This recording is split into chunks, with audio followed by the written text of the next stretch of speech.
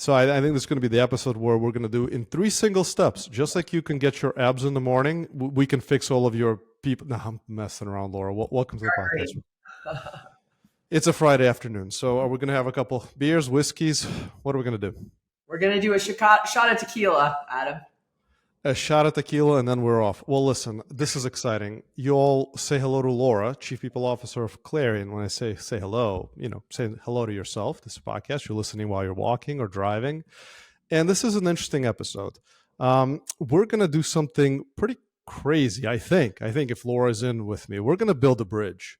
And for the podcast listeners, it's a bridge from season 3 to season 4. But in reality, I think it's a bridge for all the innovators on this journey into what's on the other side. And if our previous discussions with Laura are any indication of things to come, go ahead and put your seatbelt on. I mean, not literally, but it may get a little bumpy. It's going to get fun. Laura is amazing. And Laura, your experiences in the world of, should I say HR or people operations? Everyone I talk to has their own way. How would you say it? You could say HR, which will bridge the journey from personnel to people. Love it. And you've been in this for a minute. As I told someone, yes, a period of time, greater than 20 years. Greater than 20 years. And companies included Logitech, Yahoo, number of other organizations. I see you, Laura, as a thought leader and influencer, and you actually know a number of the other podcast guests that I've had on. What a small world. Small world. Love those people. Jennifer Trespass. Let's see, Kelly Dragovich, some of my favorite people in the people function. They're thought leaders for sure. So if you're all listening, get ready. So here's what I'd like for us to reach as our North Star for this conversation. And Laura, you can challenge me. I know you will. I don't need to even say anything. You're based on our previous discussions, but here goes. Over the 3 seasons, 80 episodes, we comfortably answered the question of what is the future of people initiatives by saying adopting marketing mindset in the world of HR toward the employee experience. Although, Laura, you and I will have a little gem on that too, because we had a lot of fun conversations on that. But now, where do we apply it? I think the way we apply it is by connecting employees to organizations. And in this episode, I'd love your opinion on how do we apply marketing to connect employees to strategy. Yes. So before we dive into that, I'm going to take a deep breath. I had a lot that I wanted to say. Laura, when you and I first spoke, I said marketing internally. What were your reactions? Well, let's just play it out for a bit, because I think some people are going to listen and enjoy and resonate. Yeah, I might have done a little bit of an eye roll, because I think you were also talking about marketing level spend for employee programs. And that is probably the HR dream, would be to have our CMO's budget to spend on employee engagement and employee messaging and all the great things that marketing does. But absolutely saw your vision and agree with you on a lot of points. But I think we had a bunch of areas where I would love to see if HR could become, or the people function could become, more like marketing. But we had some points where it was, let's see if we can prove it out. And I think you've got some thoughts on how we might be able to prove it. And all of you listening, you violently agree. Of course, in the world of HR, if you think about the budgets, compare the budgets for something like this that's being spent externally to internally. I think the question is, should we have those budgets? Yes. And the resources? Yes. But to answer that, we got to build a business case, a use case. Exactly. So Laura, where do we begin if we want to prove out that connecting employees to strategy is going to lead to X, right? We got to speak in business outcomes. Mm-hmm. Where do we begin? And actually, one more thought before we just dive in. Over the last 3 weeks, I've spoken to so many of you, and you all are in difficult, many of you are in challenging environments, whether your organizations are going through layoffs, whether there are performance challenges, the economy is hitting you. We are now facing challenges that maybe haven't been seen for a minute in the market and in your organizations. So, Laura, when we think about this connection, where do we begin? What business outcome or outcomes do we put in our line of sight as what we want to pursue? Yeah. And Adam, when you asked me that question, it really made me think deeply. What would success look like? And I think success would look like if I've connected an employee to the strategy at their level, they're making the decision, do I go left or right? They make the right decision that supports the company's strategy. So that, I think, would be full success. would be employee understands the strategy, they've internalized it, and they actually make their day-to-day business decisions based on the strategy. That's the dream. And let's think about those decisions. Those decisions could be based on, do I stay, do I go? Those decisions could be, how do I perform? What a discretionary effort versus, do I just hide in the meetings, turn off my Zoom and go apply for the jobs? What kinds of decisions, macro, micro, do you mean all of them? That's interesting. You're taking it to the esoteric level, and that is sort of, when we think about people, absolutely what I think about, right? Retention, et cetera. I literally meant, do I spend on this or that? Where do I, do I work on tuning a piece of software or adding a new feature? So I truly was thinking about the actual work output, because I guess if you think about it deeper, do I need to connect you with the strategy to retain you? Maybe, maybe not. But most valuable thing to the company would be, you are literally operating in a way that supports our strategy, because you know it so intimately and you understand your job's connection to what the company wants to achieve, that your literal work decisions are made. But I like that you've got, it's two layers. It really is that, and then it's my connection to the company, both retention as well as the discretionary effort I'm going to provide. And let's calibrate to what you meant. Let's calibrate there. And it's literally, we're saying everyone is rowing in the same direction. Yes. Right? We're all seeing that line of sight. Yeah. And historically, how this has been done, when I say I shouldn't say historically, the way it is currently done is, there's a town hall. There is a moment of inspiration where leaderships talk about it. And I'm not speaking to your company, in general. Every time I get it in these phone calls, we talk about how do you accomplish this? Yeah. So would you agree with my premise of where to take us? And it's okay if you don't, we'll pivot. But do we ask the question of, how do we take marketing? How do we take this idea that we want to connect it to the strategy, and how do we apply marketing in order to accomplish it the way we would if this was something we wanted to accomplish with our customers? Yes. How would we do that? How would we leverage marketing? And talk to me, Laura, a little bit. Marketing concepts and practices, right? Or do you mean, how would we leverage our internal marketing team? You mean the former, is that right? I do. The former. Yeah. So we pick the brains of marketers, but I think about the evolution. Someone walked me through the evolution of finance, from accounting to finance. It went from mechanically adding numbers to this science that helps you inform how you run your business. And my understanding is that marketing went through a similar evolution. At one point it was just writing articles, putting ads out, but where marketing became powerful was when they measured the success of their work. And so I think what you're pointing out is, if we're going to use modern marketing concepts, it's not just, I had a town hall and explained everybody the strategy and they looked happy. It is measuring the outputs. And I think the discussion we're going to have is, what is it that you measure? What determines whether or not an effort has been successful? So we're doing that right now when we have a town hall and all hands, was this content value to me? Do I understand it? Was it the right length? The next level would be, again, did I learn something that's going to inform how I work and make decisions on the job every day? Then the next level, is it going to inform my excitement about bringing more energy to work? Third level, is it going to make me stay with the company? So I think it's the measurement, and that's something we talk a lot at Clari about, is being data driven. I think it's the measurement, is that modern marketing practice that HR has, I don't want to say struggled with. We've been passionate about bringing analytics to our function for a long time. It's figuring out what's the right way to get at those, when it's different from, did someone buy something? We do have retention. That's a metric.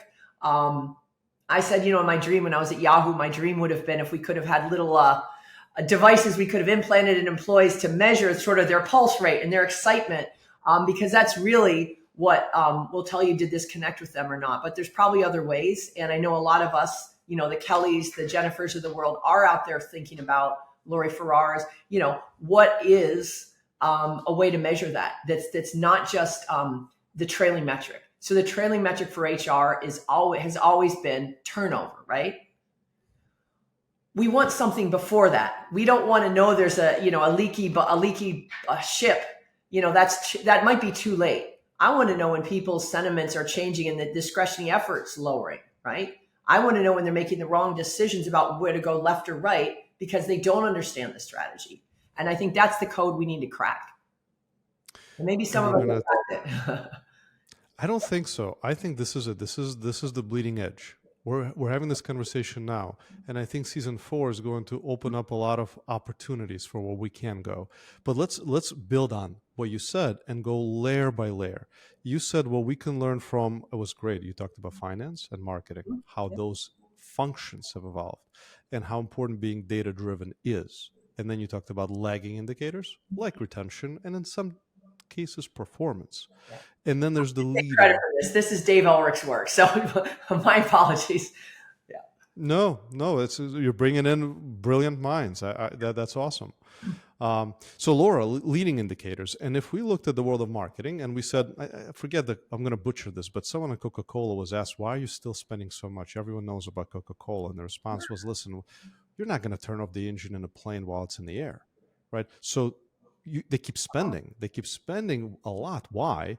They're measuring things like impressions Huh. to start with. How many people see the message? And today, more than ever, we need to see the message 8, 9, 10 times before we see it for the first time. Yep. We heard the town hall. It was incredible. We heard the strategy. Yes. And we got back to work and to our lives. What kind of data points can we think about from the world of marketing to try to bring internally? Do you think impressions? Do you think engagements, conversions? Do we, and you and I spoke about this, I'm getting really excited about the idea of a campaign.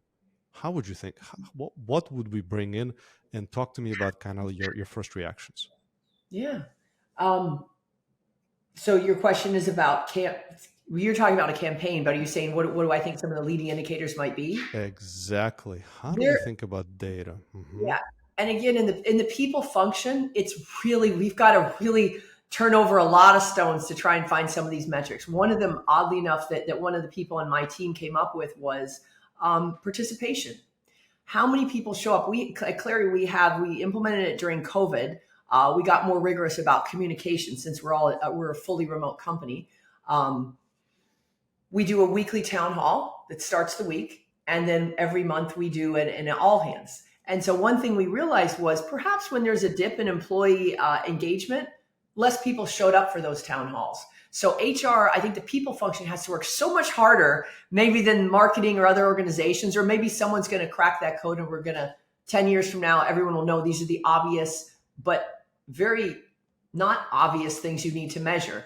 So we literally look at what percentage of our workforce shows up for a town hall. What percentage of people are chatting in the chat? There are these really sort of 21st century metrics that didn't exist in the past. So we're constantly looking for things that tell us, are people engaged? But they're harder than most. We also do a super simple biweekly survey. It asks you, what's your happiness level this week? Are you feeling remarkable, good, okay, not great, or bad? With little smiley faces. Shout out to the team at Poly Surveys, who we use for an incredibly simple Slack survey. And so we literally know employee sentiment, and we can track, hey, we just hired a new leader. Is the team excited? Are they feeling bad? Are there pockets? So again, the more data-driven a people function is, and the more that you've got someone looking at that and looking at it historically, the more that you can gain some insights. So, yeah. No, love that. And once you see the data, do you respond to it? Do you react to it? Do you change course? What happens as you learn about these data points? Yeah. Well, I talked to a sort of brilliant CRO who said, I figure things out usually by my gut, and my gut, which is CROs have some great guts. Their gut tells them something they get a theory, a hypothesis, and they have a coworker who's their partner in crime, and that individual checks to see if the data backs it up. So I think that's where you do it. Is the people function is intuitive. A lot of leadership is intuitive. That's usually some of the most successful people, and you match that with the data. So first of all, you're aware that there could be a challenge. Hey, we're implementing change. We've got some competition. So you're aware there might be something happening. You then say, well, let's look at the data. And then let's also use our intuition. Let's blend all three of those things to see, do we have a problem? Do we have an opportunity? You know? And to your point about, I'll let you go. We'll talk about campaigns when you're ready. Or I'd love for you to ask me, you know. You know what? Let's go there. I think we've set the foundation of it, because really this episode to me is a bridge. It's a bridge between where the podcast has been and where it's about to go. And that will be for those listening, many of them, and Laura, for you, and what we're about to do, because you're committing to a multiple appearance. We're doing this now for season 3. We'll do it again for season 4. Once you run a campaign, we'll come back and say, remember that conversation? Here's what we've learned. So let's go there. How would you envision a campaign? Let's talk about, and it's focused on connecting employees to strategy. Yes. Yeah, I mean, and everybody on this podcast probably has a different experience their company's going through, but there's very few companies in the world that are just sitting flat on the ocean, no change, there's no wave. So, you know, we're riding, and tech, you know, SaaS tech has been riding the growth wave. And we're now riding the growth plus profitability wave. And those require different behaviors. We don't need new people, but we do need to be thinking about how we address the business challenges differently. People are going to get different things from their company when you're a profitable growth company versus a hyper growth company. So everything changes, to your point, Adam. And I think the campaign would be, how do we connect employees with what this new world looks like and make sure that they know what's going to be in it for them, what we need from them.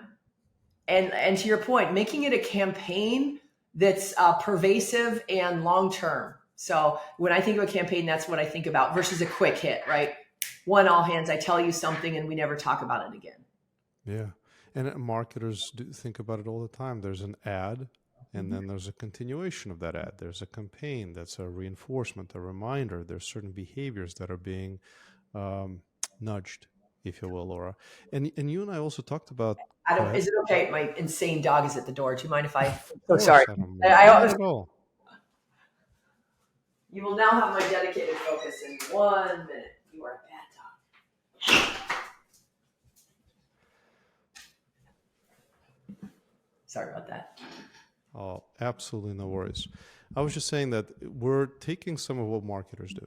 Yeah. They're like, hey, we run an ad, or we run some kind of a commercial, and now how do we sustain it? How do we encourage the right behaviors? So when you think about connecting employees to strategy, how would you think about what behaviors do you want to nudge? What is it? Thoughts like, hey, asking them to reflect on what does your work mean toward a strategy? Maybe there are actions that you like them to take in collaboration with other team members. What would you like to see? We're brainstorming. What would you like to see that's never been done before? So if a campaign is successful, what kind of behaviors have we triggered? Right.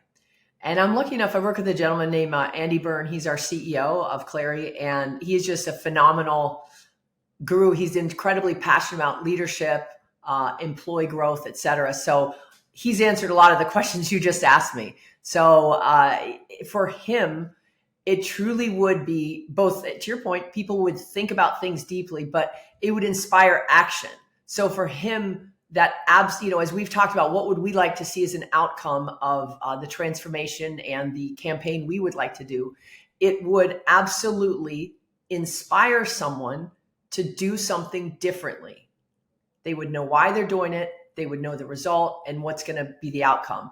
And if you don't mind, I'd love to also mention, you made me think of why is a campaign more important now? And why do we care about connecting employees with strategy versus when you said the old days, I figured you were going to go there and you didn't, which is, if you think about the 1800s, I'd been wearing a dress. I would have come in and I would have been helping assemble, I don't know, rocking chair parts or something, right? I would have been an automaton inside of the Industrial Revolution. I would have been doing a very specific routine task that frankly, you don't need to tell me about the company's strategy. You need my hourly rate to be effective. You need the environment maybe to be safe.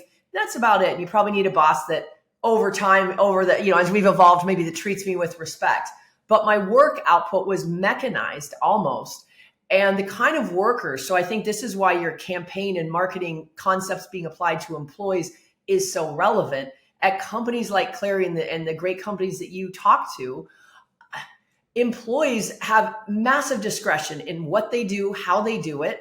And so it's imperative that they understand the strategy, or that they understand the output of whatever campaign we're trying to drive. It's different from when there was little variability in the work. There's massive variability in how they get it done. They're probably working out of their home. They probably have complete discretion in a lot of matters.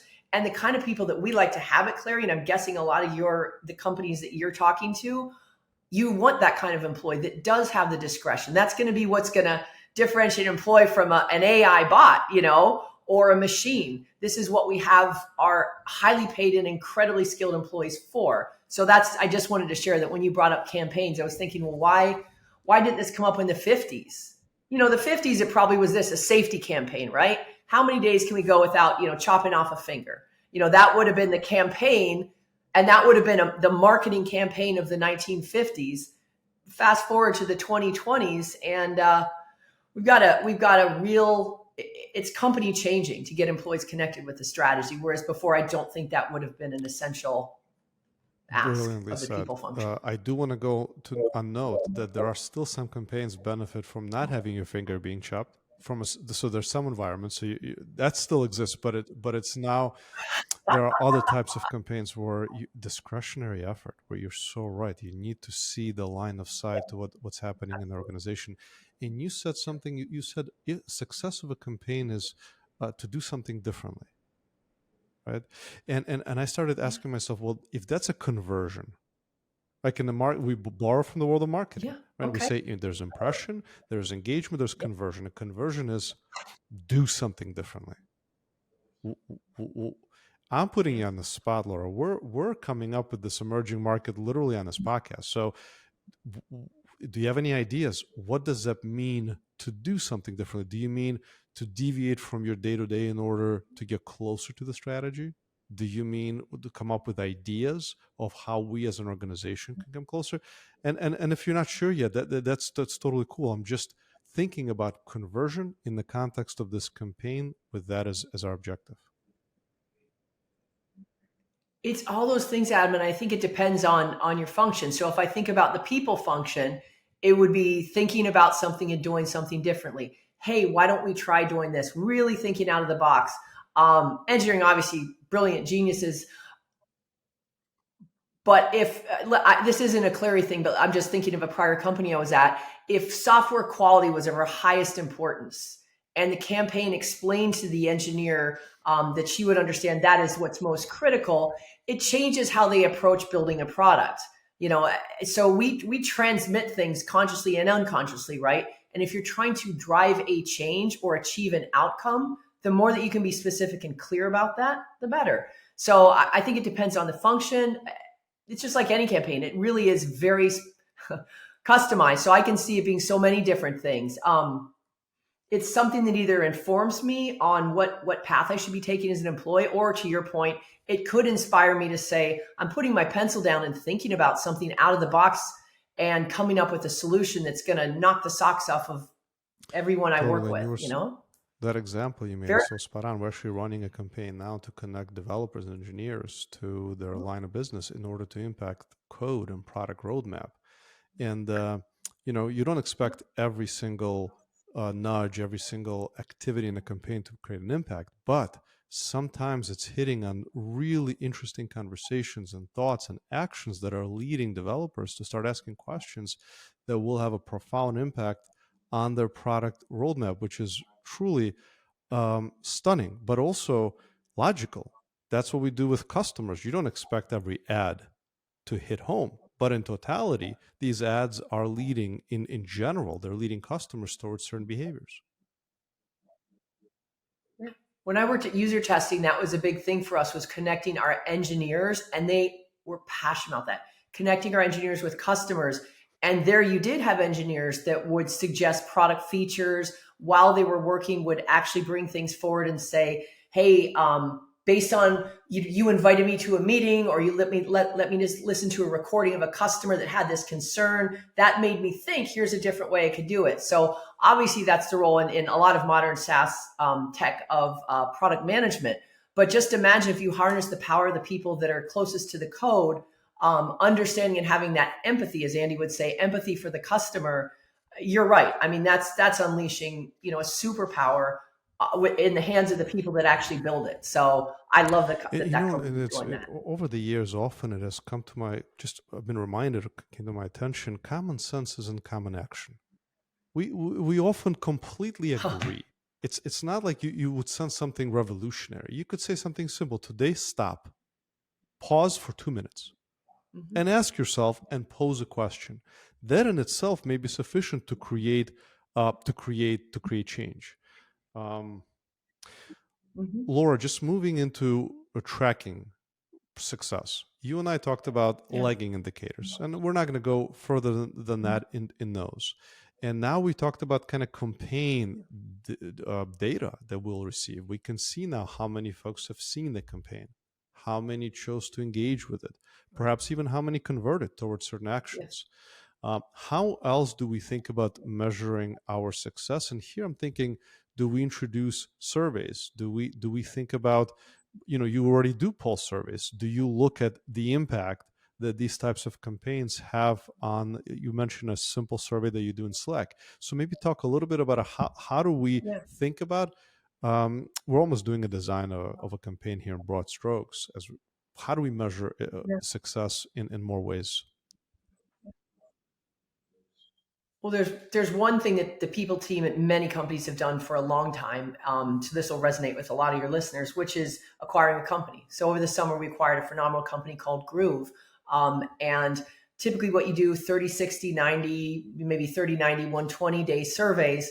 Do you understand why the acquisition happened? How do and the questions change over time, right? But the first one is, do you feel, for us, it's important. Do you feel you were treated with respect? Do you feel like you understand your new role? So that's what we've done. And I'm guessing most of your podcast listeners will absolutely be like, yeah, we do that all the time. So I think intuitively, the people team has done that for a long time. So that one is great because it does test for, did they hear the message? How are we operationalizing it? And it does give you two things. One, it does tell you some things especially when you do your open-ended comments, it does tell you some things you can work on.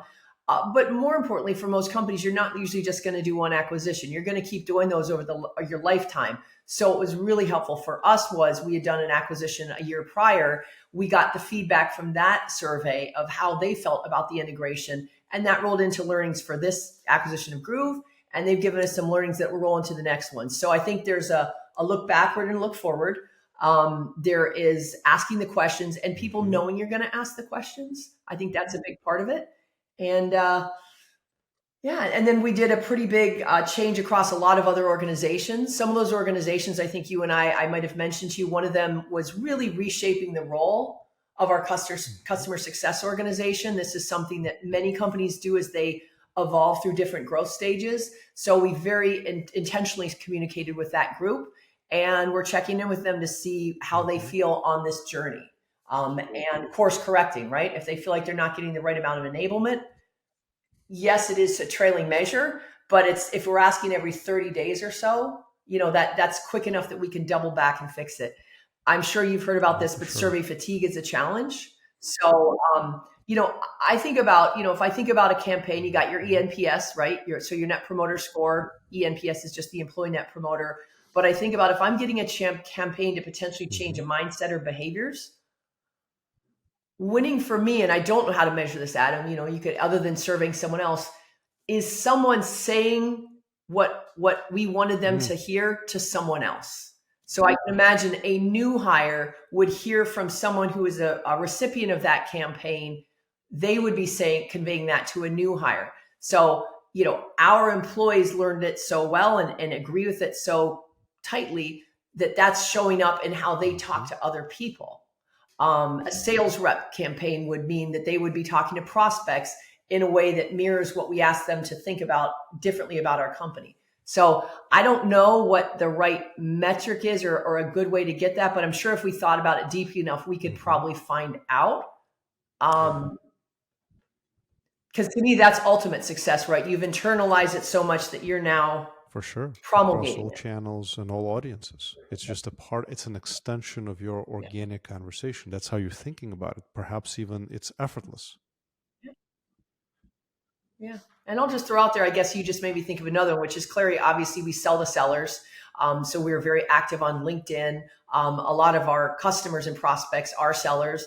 And so LinkedIn is just the Bible for a lot of where a lot of salespeople go to get and reach out to customers and prospects. So if I think about our marketing team, we obviously evaluate how our LinkedIn impressions, et cetera. And we do that with Slack internally, right? So we have channels. We have channels that are general in nature. We have custom channels. How many likes? How that is a way that the people team can, again, without over serving our employees, because that's a challenge, right? That's a precious resource you can't waste. You do it too much and people just check out. But that is a way that we have done. How active are people in those groups? We have channels where, how connected are they outside of their work lives? So we have the fam chat, which is parents, the pup chat, which is dogs. I believe, I'm not a cat owner, but there's, I think, some form of a cat chat.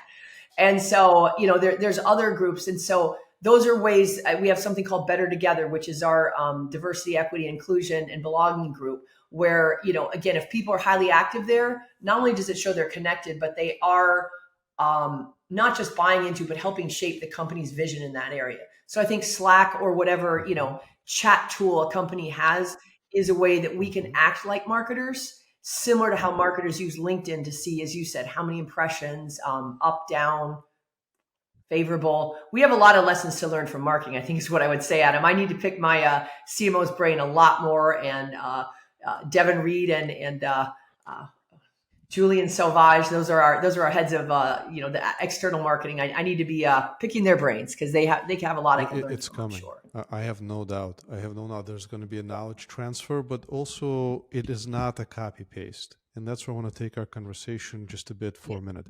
When we think about a campaign, there's one aspect that keeps coming to mind for me that is different between these audiences, because these folks do work at the organization. As a result, we know a big portion of the employee experience variance is their manager. And I think it's 70% plus, Yeah. but also it is about the leadership. It's about leadership showing they care. So if this type of a campaign does take place, the way we've been thinking about it is it probably should be announced by folks in the leadership. It should it should be lived by the managers, lead by example. But I'd love, Laura, your take on first question would be reflecting on some of the differences between campaigns externally versus internally, and the roles that would be played in this campaign by the different folks within the organization. Yeah. That's a great question. I mean, I can't imagine you would roll something out without letting the leaders know first, because we have such great people managers, and so much of tech does, right? They care deeply. And the first question an employee might say is, what's this for? We don't have a highly suspicious workforce, but there are always someone who's like, what's the reason? What's the purpose? So I can imagine you would have a very flat-footed campaign if you didn't provide the management with some kind of an insight on what you're trying to accomplish, which can hopefully also build credibility and trust. So I guess that would be a difference. Is to your point of Coca-Cola, who do they inform before they run a campaign? I don't know if they inform parents or something. What else is different? I mean, Right, it's a fascinating question. yeah, it's yeah, yeah. Um, and the next area is one I've spoken to. I mentioned a number of companies over the last few weeks that are going through particularly challenging times, and some of the questions being raised are: if we're going to connect our employees to strategy, what's too much? How far do we go in it? Is it going to be broader, very much, call it proper lines? Do we go deeper? Do we how deep do we share? Do we segment? So and everyone is asking. There's no answers at this stage, but no doubt we're about to experience a very natural tension between not enough, not being real and authentic enough, or too much, and like, hold up a Right. second, I can't get anything done now Yeah. because you've given me so much information, my hands are shaking. So Laura, what's your take Yes. on this line and this natural tension? Such a great question, and I hear you bringing up two super relevant things. One is just overload. You've given me too Yeah. much information. You give me more information than I need to be you filled my cup way too much up. I don't need all this information to know how to do my job, to know I'm committed to the company, et cetera. So that's one. And then there's the second one, which is how far do you pull that curtain back? You're right. As you go through the organization, the highest level has insight on everything. And it requires a lot of information to know whether or not that's really scary information or that's, hey, that's just, I'm not worried because I have this overall picture. An executive spends all day looking at those things. And an employee might have a 30-minute soundbite in an all hands. They might have a follow-up with an email blast. To your point, a campaign. I think there's a cautionary tale there of balancing the line between having credibility and transparency and going too far and providing information that perhaps, if completely unpacked, is not something that would be scary to an employee, but at a high level could be. If you say something like, there's a lot of competition, right? How much deeper do you go in that education, knowing that they have a day job and they have a personal life? So there's that balance of, I think you're right. It has to be a balance of what information is going to be helpful, what information is going to inform and create. We're spending a lot of time talking about this trust, right? Trust in the organization. If I feel like I've observed or know something, and when you do your campaign with me, you don't cover that topic. Let's say competitive is the issue, right? For a company. If you don't cover that topic, then I'm absolutely losing trust in the campaign. I'm like, you've told me how great we are. You've talked about this product. You told me what we need to do differently. But one thing I view as a concern to our, let's say, strategy, you didn't even address. I now either think I have two choices. You either don't trust me, and now I don't trust you as much, or you don't know, which is maybe even more worrisome.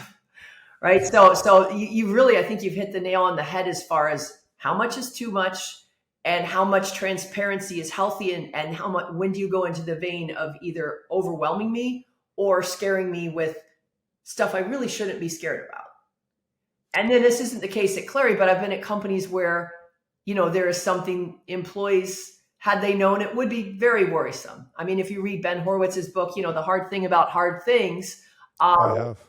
in there he talks about there were times I happened to work there, and I knew a lot of those things. There are times when there was sort of financial challenges, and I think Ben feels like in his book, I believe what he said was he wished he'd shared those.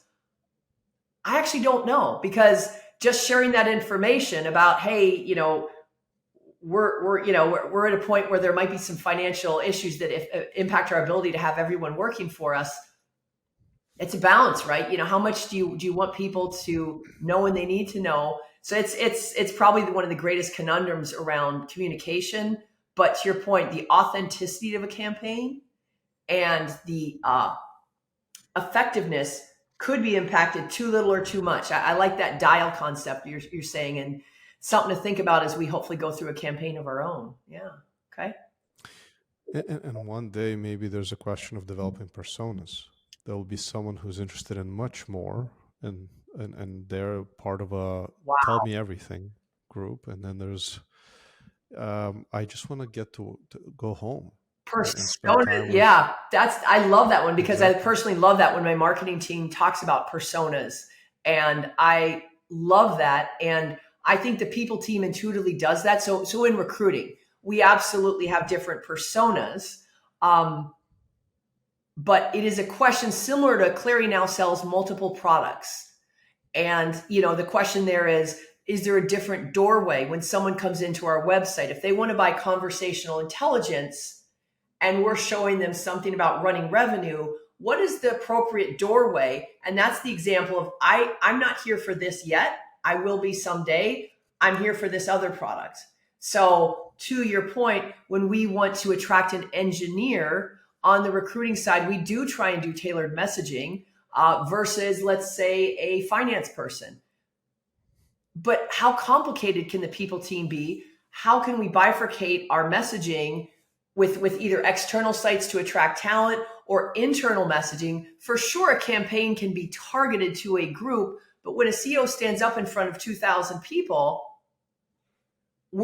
I think that's maybe where you and I talked a while ago. This is the challenge when my CEOs talk, and we're not at 2,000, but I've been at companies that have been 15,000. How do you speak to all of those audiences create a sense of community? Or do you say, nope, today I'm only going to talk to the engineers? That's maybe one of the hardest things as a people leader I've had to thread is what's the balanced message that hits the audiences we care about with the right messaging, knowing that they're different messages. So personas, probably I need to pick the marketer's brain a little more of how do you do that while in making your general. And for us, I guess you would say this at Clari, we have a consistent set of values, whether or not you're an engineer, a sales rep, a business development gal, a, marketing vice president. Everyone who's joined us has bought into those values. So there is a core of consistency, but it frankly makes messaging to people, messaging to employees probably pretty dang complicated, because I'm not going to say, okay, marketers, you go sit in that room and the CEO will be in 15 minutes to give you your tailored messaging, right? Yeah. And I think as we pursue personalization Yeah. and relevance, there's going to be this message is for everyone. And then thereafter, we start to now try to meet them where they are, because ultimately they're all asking a question of what's in it for me. Yeah. And that the answer could be different. I am an ambitious manager. Yes. Tell me everything. Yeah. Or I am an individual contributor that just loves a work-life balance where I unplug and I'll see you mañana. Love it. Yep. Yep. Laura, my next, and we focused on connecting employees to strategy. Yeah. What are your thoughts on connecting employees to X? Do we eventually think about values, mission, vision, culture, benefits, connecting to X? What are your thoughts beyond strategy? And I'm just thinking ahead. This is not this next season. I'm now imagining a world where we have the people, process, and technology to be able to execute connection at scale across the employee experience. I threw a big question on you, didn't I? No, it's sort of a I want to say it's a spicy question. I might have a spicy answer, which is I think that's what the people functions have done really well for maybe even decades. So even when I was at Silicon Graphics, my first job out of school, we talked about the culture and making sure people understood our values. We had a founder's credo. I think people teams have done that for, when you talk about like the modern HR function, I think that's been done quite well by a lot of us for a very long time. And I'm saying values, probably one of the most core things is values.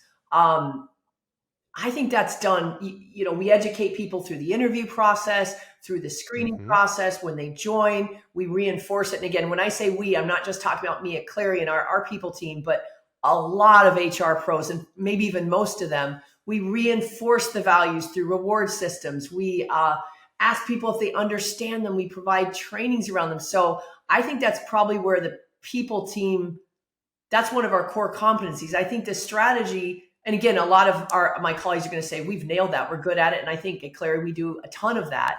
I think that's one we're probably pretty decent at already.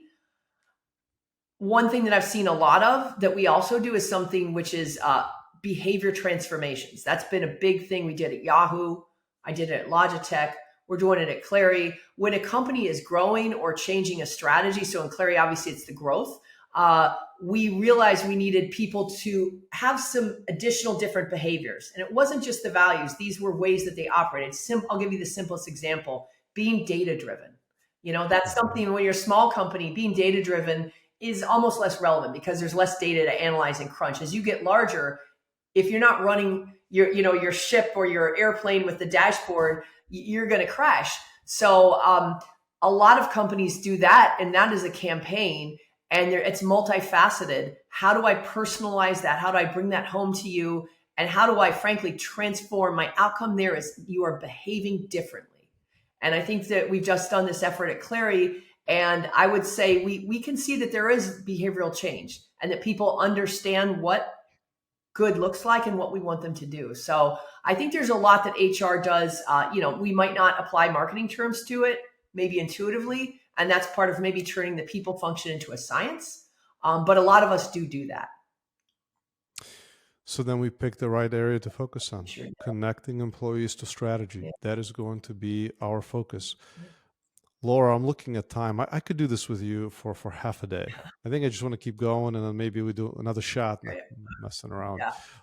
Let's have just a tad of fun. Maybe send a message to yourself. We're going to do this again. Okay. I don't know if it's in 3 months or 4 months. Maybe like here's like, hey, we just accomplished this and I'm excited. One thing or two things, so that becomes something that we pick up on in our part 2 of our conversation. Mm-hmm. We've run a campaign. You and I have discovered a few things. What did we discover? Let's do an educated guess. Are you saying what's the outcome of the campaign, or what you're saying? I think so. I don't know what I'm asking. Yeah, I think so. I think my desired outcome would be an employee would say, I'm making decisions on what I do day to day that support the company's strategy. And had I not been told, had you not conveyed this campaign to me, I wouldn't have made those same decisions. So one, just like marketing, we are business relevant. Is the business successful? We're business people in the people function, which I absolutely love.